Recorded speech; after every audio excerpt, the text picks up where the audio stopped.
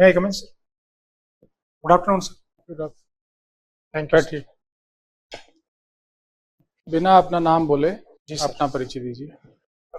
Sir मैंने 10th class 1999 में government secondary school Baghpat से किया सर। 2001 में सीनियर सेठ किशन लाल कांकरिया स्कूल नागौर से 2001 में। उसके बाद 2002 में इंडियन आर्मी ज्वाइन किया, रेजिमेंट ऑफ आर्टिलरी में ट्रेनिंग हैदराबाद में किया सर। उसके बाद में वहीं में मैंने बास्केटबॉल टीम में पार्टिसिपेट किया सर विशेष लेवल तक। उसके बाद में 2005 से 9 तक सर मैंने कुपवाड़ा के अंदर प्रोजेक्ट पुष्पक के अंदर surveillance and target acquisition battery के अंदर काम किया सर। फिर वहां से मैंने गुजरात में 2009 से 12 तक कार्य किया सर, और इसी दौरान मैंने ग्रेजुएशन पूरा किया, और इसी के दौरान मेरा जो है selection embassy of India Rome Italy के लिए हो गया, जहां पर मैंने 2014 से 17 तक सेवाएं दी सर। उसके बाद स्ट्रेटेजिक फोर्सेज कमांड के अंदर 2017 से 19 तक कार्य किया सर। उसके बाद में मैंने रिटायरमेंट। चलो, वर्ष 2023 टाइगर प्रोजेक्ट का 50वां साल है। जी सर। ना, राजस्थान में टाइगर प्रोजेक्ट की क्या स्थिति है? राजस्थान में सर प्रेजेंटली जो एनटीसीए के द्वारा जो 5 टाइगर स्थिति को 5 टाइगर रिजर्व है सर, और इसके अलावा छठे की जो है इन प्रिंसिपल अप्रूवल कुंभलगढ़ को दी गई है सर। जो हमारे इकोलॉजी के हिसाब से टाइगर प्रोजेक्ट कितने आवश्यक है? इकोलॉजी के हिसाब से सर एक्चुअल में टाइगर जो है की स्टोन स्पीशीज के अंदर आता है सर, जो कि संख्या में तो कम होता है और जैव बार में, लेकिन उसकी इंपॉर्टेंस बहुत ज्यादा होती है इकोलॉजिकल बैलेंस करने के लिए। तो उस हिसाब से हमारा जो इकोलॉजी भी है और जो एनवायरनमेंट भी है जो कि उसके लिए सूटेड है, जैसे कुन्नो के साथ हमारा धौलपुर और उधर से बॉर्डर लग रहा है, तो ये टाइगर कॉरिडोर के रूप में कार्य भी कर सकता है, जिससे राजस्थान में भी होगा और पूरे भारत में भी जो है ये प्रोजेक्ट सक्सेसफुल हो सकता है। कुन्नो में जो चीता आए थे जी सर, उसमें से अधिकांश मर चुके हैं। जी सर। क्या इनको राजस्थान में कहीं शिफ्ट किया जा सकता था? राजस्थान में सर एक्चुअल में मुकेंद्रा का शुरुआत के अंदर बात चल रहा था सर, लेकिन बाद में जो भी गवर्नमेंट ने डिसीजन लिया फाइनली कुन्नो के अंदर ही, क्योंकि कुन्नो के अंदर उनके मरने के 3-4 कारण हो सकते हैं सर। पहला तो एडेप्टेशन की प्रॉब्लम थी, जो कि साउथ अफ्रीका और यहाँ के मौसम में कुछ अंतर है। उसके बाद में जो उनका हंटिंग या फ्रे एरिया है सर, जो कि कोर एरिया के अंदर, वो काफी कम है सर, क्योंकि उनकी पॉपुलेशन ज्यादा है, तो उनको आवश्यक फूड के रूप में शिकार उपलब्ध नहीं हो पाए। उसके बाद में जो रेडियो कॉलर था सर, उससे बैक्टीरियल इन्फेक्शन की भी खबरें आई है, जिससे भी उनकी डेथ हो सकती है। और बाकी चौथा कारण ये भी है सर कि जो नए लाते हैं प्रोजेक्ट, जब तक मेटर पॉपुलेशन नहीं हो जाता। अच्छा, टाइगर के अलावा किसी और जीव का भी प्रोजेक्ट है? सर जैसे राजस्थान में प्रोजेक्ट गोडाउन वाला है, ग्रेट इंडियन बस्टर्ड का है, वो भी डेजर्ट नेशनल पार्क अक्कलकोट के अंदर चल रहा है। उसके लिए भी क्योंकि उसकी संख्या जो है केवल 200 ही इंडिया के अंदर बची है और क्रिटिकली डेंजर स्थिति में है आईयूसीएन की डाटा बुक के अनुसार, और तो इसके लिए प्रजनन के लिए प्रयास जारी है सर। उसके अंदर जोधपुर, सोरसन, 12 यहाँ पर आर्टिफिशियल हैचिंग सेंटर स्टेब्लिश किए जा रहे हैं। अच्छा, घड़ियाल को लेके कहाँ पर है? घड़ियाल को सर एक्चुअल में चंबल के अंदर है, मुकुंदरा के अंदर है। ठीक है सर। ब्रिक्स का विस्तार अभी किया गया है। जी सर। तो भारत का जो पक्ष है, भारत किस प्रकार से इसको बैलेंस कर रहा है? एक्चुअल में सर जो अभी विस्तार हुआ ब्रिक्स प्लस के अंदर, जो 6 कंट्री इंक्लूड हुए सर, मोस्टली कंट्रीज के साथ भारत का जो है स्ट्रेटेजिक पार्टनरशिप है सर ऑलरेडी, एक्सेप्ट इथोपिया को छोड़ करके। तो ये एक्चुअल में भारत के लिए, भारत ने जो सिद्धांत दिया सर कि आम सहमति के द्वारा ये विस्तार किया जाना चाहिए, जिस पर ही सहमति बनी है और उसी के आधार पर ही जो है विस्तार किया गया। क्योंकि पाकिस्तान को जो है चाइना बैकिंग कर रहा था एंट्री के लिए, लेकिन भारत ने विरोध किया कि आम सहमति के अलावा कोई भी नया कंट्री को जो है नहीं दिया जाएगा। ब्रिक्स में कोई भी नई कंट्री यदि आती है, जी सर, तो उसके लाने का तरीका क्या है, सहमति या बहुमत? अभी सर आम सहमति है सर, आम सहमति है। जी सर। ठीक है, तो ब्रिक्स को एंटी वेस्ट भी कहा जाता है, तो भारत इसको कैसे बैलेंस कर रहा है? एक्चुअल में एंटी वेस्ट तो नहीं कह सकते हैं सर, क्योंकि भारत है, ब्राजील है सर, और यूएई और सऊदी अरेबिया, ये ऐसे कंट्री है जिनकी स्ट्रेटेजिक ऑटोनॉमी के आधार पर चलने वाले देश हैं। तो क्या भारत यूएई और सऊदी अरेबिया ऐसे देशों को इसमें शामिल करवा करके जो एंटी वेस्ट का ठप्पा इस पर लगने वाला था उससे अपने आप को बचा पा रहा है? काफी हद तक सर हम कह सकते हैं कि इससे बचा हुआ है, क्योंकि इंडिया जो है बैलेंस करके चल रहा है, जो कि मल्टीपोलर वर्ल्ड है सर, जो डिप्लोमेसी के अंदर अभी प्रेजेंटली यूज हो रहा है, उसी को मेंटेन रख रहा है कि वेस्ट से भी दुश्मनी नहीं हो और इससे भी नहीं हो, दोनों के साथ रिश्ते अच्छे रहे, जिससे कि नेशनल इंटरेस्ट इंडिया के सर्वोपरि रह करके अपने इकोनॉमी या करेंसी को लेकर के भी इसमें कोई समझौता हुआ है? करेंसी के लिए सर एक्चुअल में नेक्स्ट समिट लेवल पे इसमें डिस्कशन किया जाएगा कि कॉमन करेंसी के ऊपर बात चल रही है सर, लेकिन अभी तक कोई आम सहमति बनी नहीं है, क्योंकि कॉमन करेंसी को लेकर के भी कई कंट्रीज के अंदर कोर्सन की भावना है चाइना के प्रति सर, क्योंकि रेनमिनबी का जो है ज्यादा इन्फ्लुएंस बढ़ जाएगा। वैसे भी यूक्रेन वार के बाद युआन का जो है काफी ज्यादा चलन रशिया के साथ चल रहा है सर, तो उसको लेकर के भी लोग अभी सारे कंट्रीज के अंदर आम सहमति नहीं है, लेकिन फिर भी प्लेटफॉर्म के तौर पर नेक्स्ट समिट में इसके ऊपर डिस्कस। भारत को क्या करना चाहिए इससे, मतलब जो चाइना करेंसी है जी सर, उसका प्रभाव न बढ़े, नहीं तो डीडॉलराइजेशन जो बात चल रही है वर्ल्ड लेवल पे, कहीं ऐसा तो नहीं कि उसका स्थान चाइना की जो युआन करेंसी है वो ले ले, तो इसके लिए भारत सरकार क्या कर रही है इस समय? भारत सरकार सर एक तो इंटरनेशनलाइजेशन ऑफ रुपीज के ऊपर जोर दे रही है सर।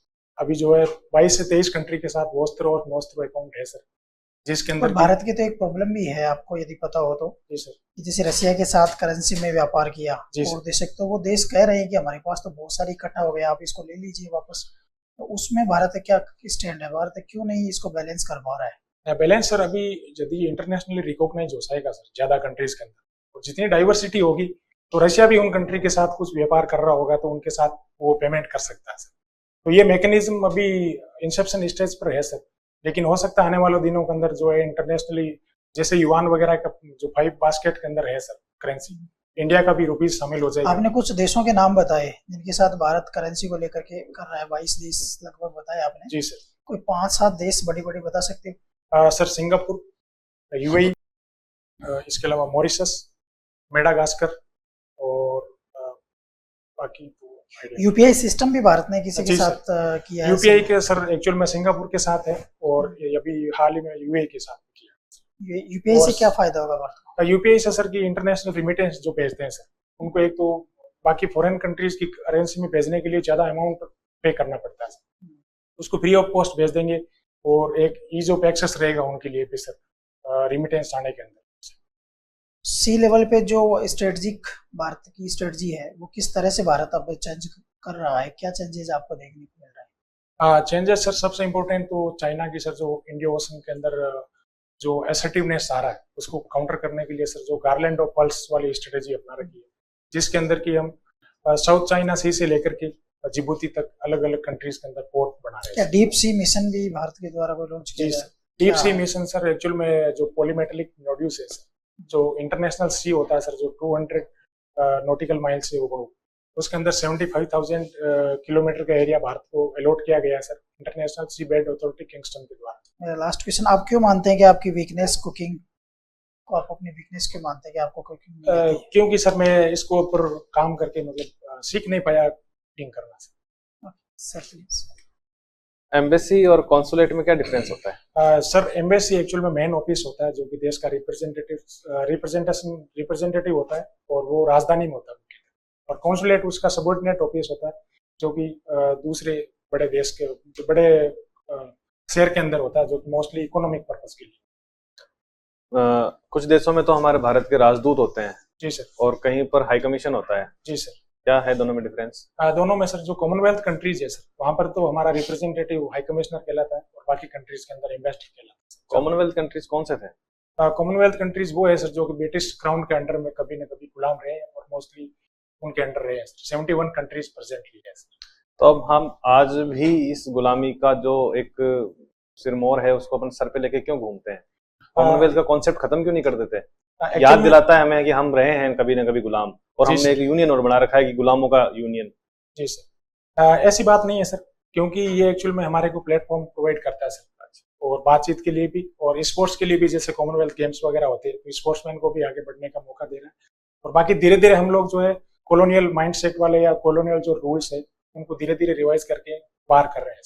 राजस्थान में एक्स सर्विसमैन के साथ में कोई 3 उनके समस्याएं बताइए मुझे।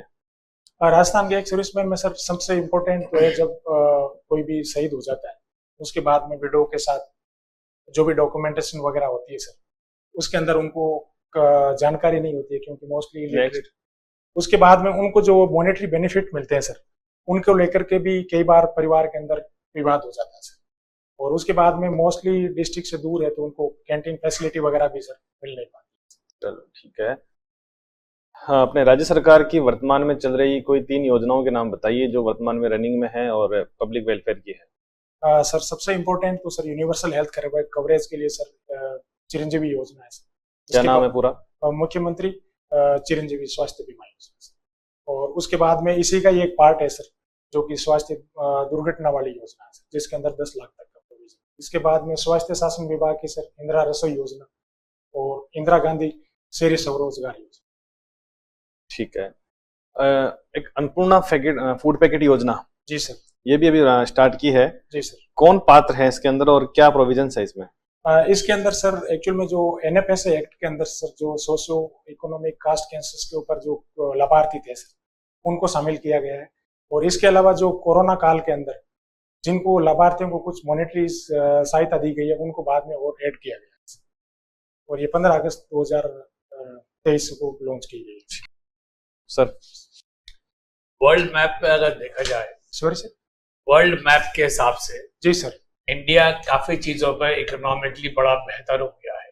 जी सर। तो वो पैरामीटर्स बताएं जो कि इंडिया की इकोनॉमिक स्ट्रेंथ बताता है। सबसे इम्पोर्टेंट तो सर इंडिया की डेमोग्राफी, क्योंकि यूथ है हमारे पास 15 to 64 ईयर्स के अंदर जो है सबसे ज्यादा पॉपुलेशन वाला कंट्रीज यूथ के अंदर है सर। उसके बाद में जो डाइवर्सिटी है सर हमारे कंट्रीज के अंदर, हर एक रीजन के अंदर अलग अलग जॉब या स्टार्टअप को इस्टेब्लिश किया जा सकता है सर।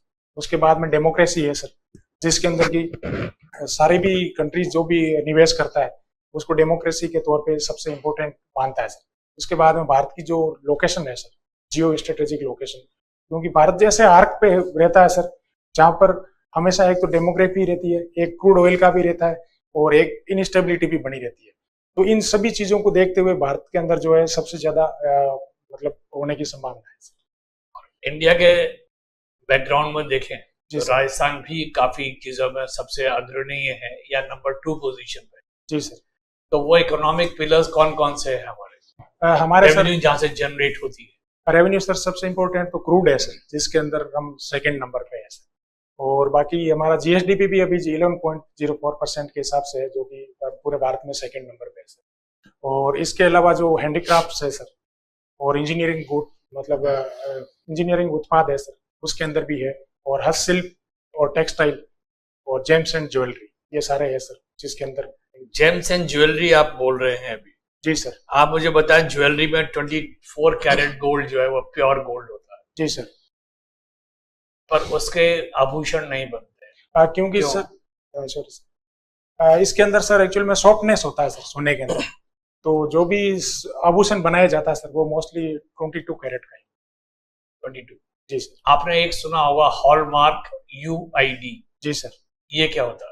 ये मतलब सारे एक्चुअल में ब्यूरो ऑफ इंडियन स्टैंडर्ड है सर, उन्होंने एक मानक बनाया है कि जो भी आभूषण बेचेगा सोने का, मिलावट को रोकने के लिए सर ये प्रोविजन किया गया है। HUID का मतलब क्या है? Sorry sir. चलिए, कैरेट जो है आपने बताया 24 कैरेट जी सर। प्योर गोल्ड मानते हैं। कैरेट एक यूनिट ऑफ प्योरिटी हो गया। जी सर। जेम्स एंड ज्वेलरी में, जेम्स में भी और डायमंड में भी कैरेट यूज होता है as a measure of weight. जी सर। वो कैसे होता है? सॉरी सर इसके बारे में। ओके, राजस्थान टूरिज्म जो है जी सर। उसमें जो ट्रेडिशनल जयपुर, अजमेर, पुष्कर, ये तो है ही है। जी सर। अब नया इनोवेशन लेके आई है राजस्थान सरकार, जी सर। उसमें क्या क्या है? राजस्थान सर एक तो इको टूरिज्म का लेके आई है सर। इसके अलावा जो डेस्टिनेशन वेडिंग है सर, जो पुरानी जगह पे हो रहा है, उसका भी काफी अच्छी ब्रांडिंग कर रही है। तो जो फॉरेनर्स इको टूरिज्म के बारे में बताएं।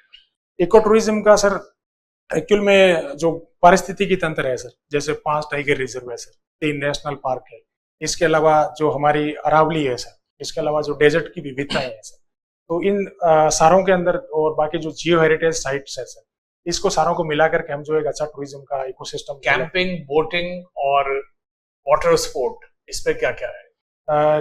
कैंपिंग का तो सर एक्चुअल में सम के अंदर है सर, और वहां पर काफी ज्यादा सक्सेसफुल भी है सर। और बाकी मोटर स्पोर्ट्स का सर आइडिया नहीं है सर। एक नया शब्द सुनने में आ रहा है आजकल, जी सर। Rural tourism.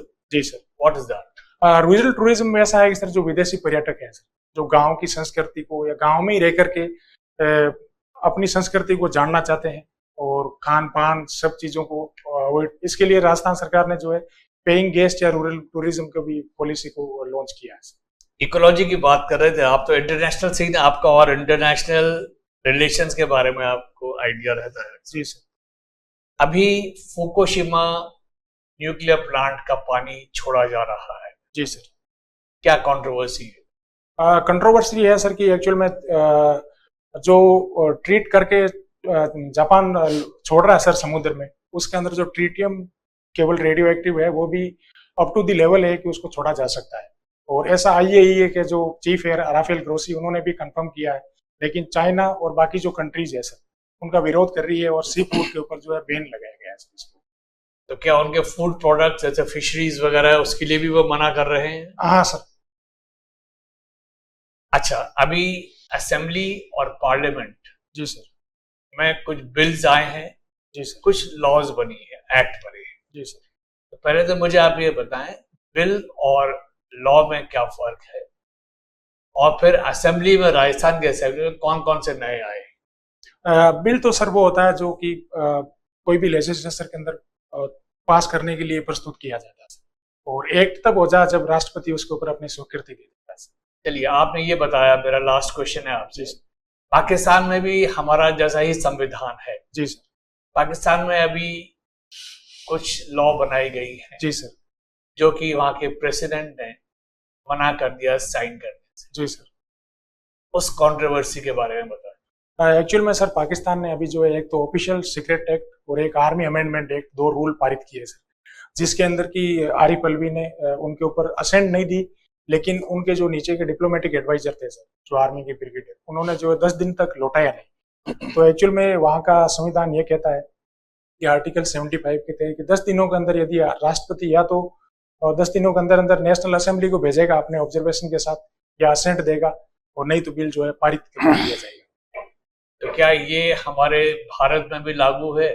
अगर प्रेसिडेंट साइन करने से मना कर देते हैं, उसका नेक्स्ट स्टेप क्या होता है? नेक्स्ट स्टेप सर वापस रिटर्न करते हैं, लेकिन भारत के अंदर ऐसा कोई रूलिंग है नहीं सर फिक्स टाइम का, क्योंकि जेबी वीटो भी भारत के राष्ट्रपति का अधिकार है सर, क्योंकि ज्ञानी जैल सिंह ने मतलब जो भारतीय पोस्टल विधेयक था सर, उनको 1 साल तक भी स्वीकृति नहीं दी थी और पेंडिंग ही पड़ा रहा था सर। Thank you sir. इन दिनों स्पेस डिप्लोमेसी की बात हो रही है। जी सर। क्या है ये स्पेस डिप्लोमेसी? स्पेस के अंदर सर जैसे सैटेलाइट्स जो मिशंस, जैसे अभी चंद्रयान हमने छोड़ा है, आगे छोड़ रहे हैं, तो एक्चुअल में क्या है कि इंटरनेशनल के अंदर जो है प्रेस्टीज का इशू बना हुआ है सर, क्योंकि 2013 के अंदर जब हमने जो मिशन लॉन्च किए थे सर, उनका जो वेस्टर्न मीडिया जैसे न्यूयॉर्क टाइम्स वगैरह ने क्लब की, आपकी स्पेस क्लब के अंदर एंट्री बैन है करके ऐसे मजाक उड़ाया गया था। लेकिन हाल ही में जो अपना चंद्रयान 3 ने जो सक्सेसफुल लैंडिंग किया सर, उसके बाद में जो है पूरे वर्ल्ड के अंदर, इंडिया के अंदर स्पेस डिप्लोमेसी के अंदर भारत की प्रेस्टीज बढ़ी है सर। और चंद्रयान 4 भी जो है अभी जाक्सा के साथ भारत जो है नेक्स्ट में लॉन्च करेगा सर। इसरो के अगले प्रोजेक्ट्स क्या है? अगले प्रोजेक्ट सर 2 या 4 सितंबर को सर आदित्य L1 छोड़ेगा सर, उसके बाद में गगनयान है सर, और उसके बाद में 2030 तक अपना खुद का space international space station India का छोड़ेगा। Good, thank you. आपका इंटरव्यू हो गया, आप जा सकते हैं। Thank you sir. Thank you.